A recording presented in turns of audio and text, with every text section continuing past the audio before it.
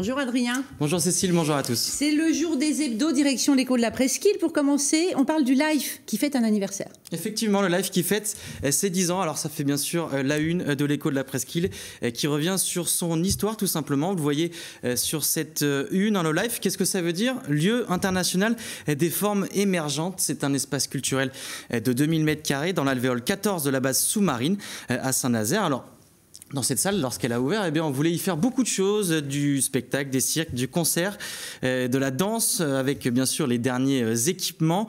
Au moment de son inauguration, Cécile, on la voyait même comme l'une des plus grandes salles, l'une des plus réputées, en tout cas dans l'Ouest, truffée d'équipements modernes, comme je vous le disais.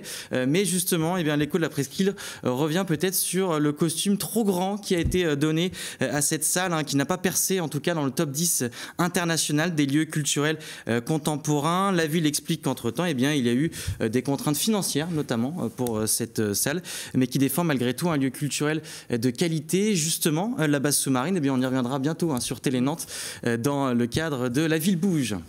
Allez, dans le courrier du Pays de Ré, Adrien, on trouve des bonnes idées pour les vacances, en particulier en famille. Ouais, effectivement, c'est un petit peu la question pour tous les parents. Comment occuper les enfants pendant ces 2 semaines? Le Pays de Ré a la réponse avec ces quelques idées. Alors, on y trouve Planète Sauvage, Légendia Park, bien sûr, mais aussi des idées peut-être un peu plus originales, notamment à Saint-Brévin-les-Pins, avec cette course qui s'appelle le Défi Color. Alors, je ne sais pas si vous connaissez le principe.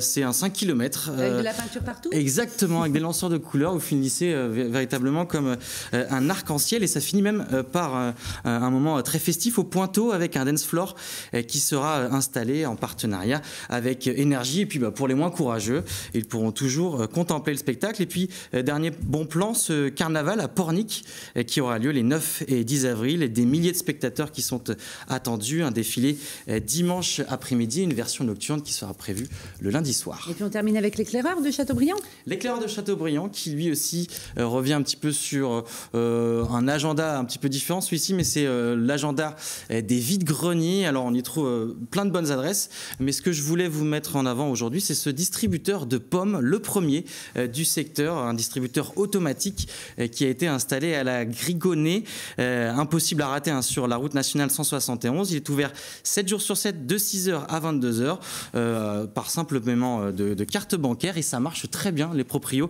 envisagent même d'ouvrir d'autres boîtes et de proposer à l'avenir des poires et des légumes. C'est fantastique. Merci Adrien.